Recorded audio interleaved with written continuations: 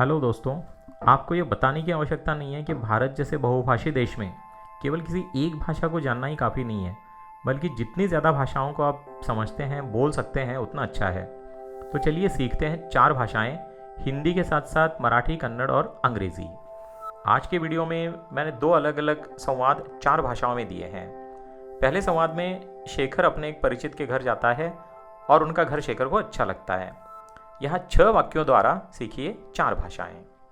पहला वाक्य है, अरे शेखर अंदर आओ। हिंदी में हुआ। मराठी में बोलेंगे, अरे शेखर आत ये। कन्नड़ में, अरे शेखर ओळगडे बा। और इंग्लिश में, हे शेखर कम इन। दूसरा वाक्य है, आपका घर बहुत अच्छा है। मराठी में, आपलं घर खूप छान आहे। कन्नड़ में, निम्मने तुम्बा चन्नागिदे। और इंग्लिश में, your house is very nice.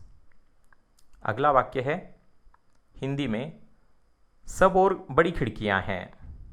Marathi में, सगळीकडे मोठ्या खिडक्या आहेत। कन्नड़ में, ಎಲ್ಲಕಡೆ ದೊಡ್ಡ ಕಿಟಕಿಗಳು ಇವೆ। और इंग्लिश में, बिग विंडोज़ एवरीवेयर।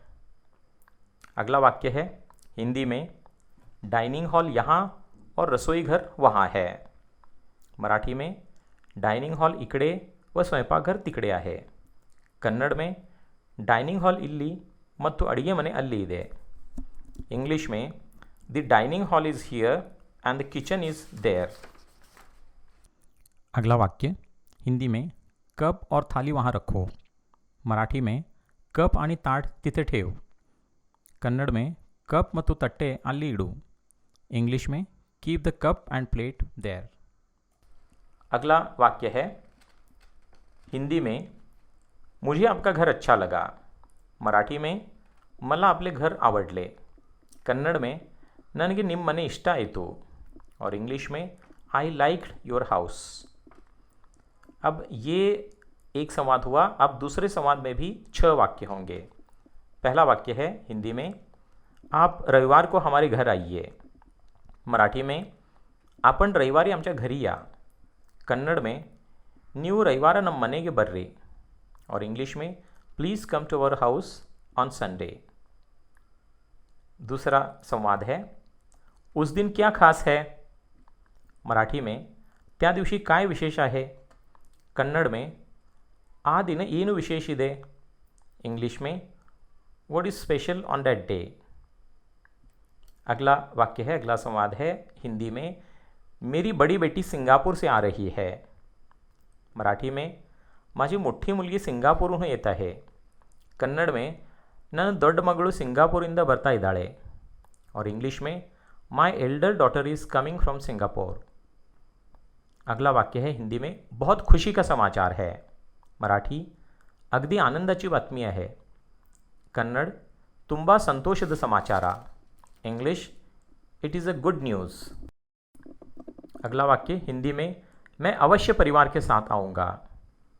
मराठी में, मी नक्कीच सहकुटुंब येईन। कन्नड़, ನಾನು ಖಂಡಿತ ಪರಿವಾರ ಜೊತೆ ಬರುತ್ತೇನೆ। इंग्लिश में, I will definitely come with family.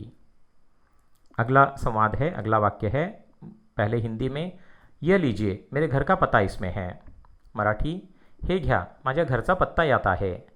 Kannada में, ಇದು ತಗೊಳ್ಳಿ ನನ್ನ ಮನೆ ವಿಳಾಸ ಇದರಲ್ಲಿ ಇದೆ। और English, take this my residential address is in it.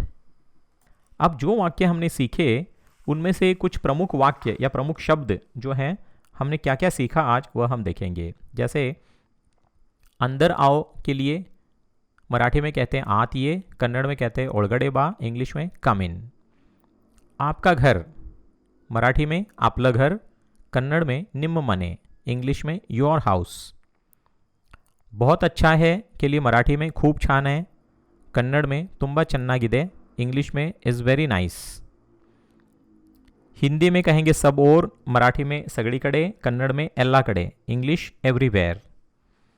बड़ी खिड़कियाँ, इसके लिए मराठी में मोठ्या खिड़कियाँ, कन्नड़ में ದೊಡ್ಡ ಕಿಟಕಿಗಳು और इंग्लिश में बिग विंडोज़।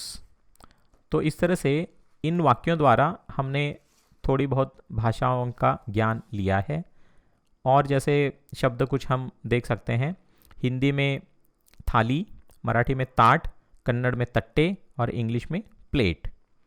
हिंदी में आपका घर, मराठी में आपले घर, कन्नड़ में निम मने और इंग्लिश में योर हाउस। हिंदी अच्छा लगा, मराठी आवडले, कन्नड़ इष्ट आयतु, इंग्लिश में आई लाइक्ड।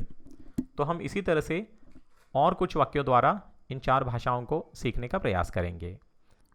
यहाँ एक बात विचारणीय है कि हर एक भाषा की प्रकृति अलग अलग होती है। जैसे उदाहरण के लिए एक वाक्य है, कप और थाली वहाँ रखो। यह अपने से छोटे के लिए है। अगर अपने से बड़े व्यक्ति को संबोधित करना है तो हम कहेंगे कि कप और थाली वहाँ रखिए। लेकिन इंग्लिश में keep the cup and plate there, ये ऐसा ही रहेगा। हाँ, अगर बड़े व्यक्ति के लिए कहना है या अगर छोटा है तो भी, खासकर अंग्रेज़ी में पहले प्लीज़ लगाने की प्रवृत्ति है, तो हम कहेंगे कि please keep the cup and plate there. तो ये थोड़ा बहुत हमें समझना चाहिए। और दूसरी बात, हर भाषा का लहजा या उच्चारण का ढंग या शैली हर भाग में अलग अलग होती है। जैसे हिंदी भाषा तो आप जानते हैं कि हिंदी की कई बोलियां हैं, अलग अलग प्रांतों में अलग अलग तरह से हिंदी बोली जाती है। इसी तरह से मराठी में जैसे पुणे की मराठी अलग है, कोल्हापुर की अलग है, विदर्भ की अलग है, बेलगाम की मराठी अलग है। इसी तरह से कन्नड़ भाषा भी, बेंगलुरु की कन्नड़ा अलग है, धारवाड़ हुबली की कन्नड़ा अलग है और मंगलुरु की कन्नड़ा अलग है। तो यहाँ मैंने उच्चारण करते समय जो सामान्य ढंग है, सामान्य रूप है, उसको ध्यान में रखते हुए उच्चारण किया है। तो आपके अगर कुछ सुझाव हैं तो कमेंट में आप ज़रूर डालिए और इस वीडियो को लाइक, शेयर और सब्सक्राइब ज़रूर कीजिए। धन्यवाद।